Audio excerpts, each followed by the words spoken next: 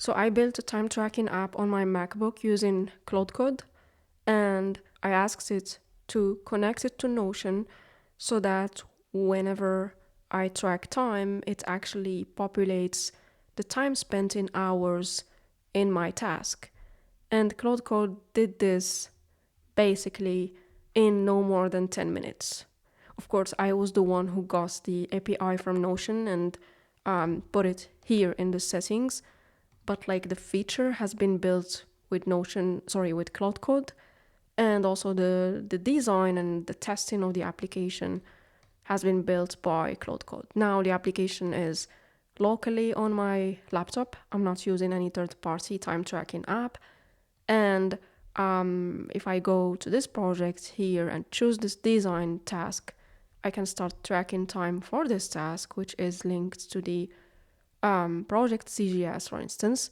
As you can see here, all the projects in my database are already here. This is, by the way, just the tasks database. I have another one for the projects, which is private.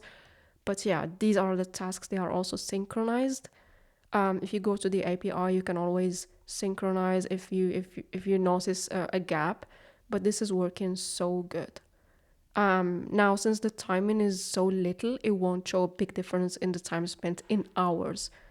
But this is very good. I mean, time tracking with my own app, connecting it to Notion is really a solution I've been looking for so long. I know there are many other solutions, but this one is perfect for me. You can also browse to the projects. See, you can also add the tasks from here, by the way. Task 5, and then I added the task. So yeah, it's here.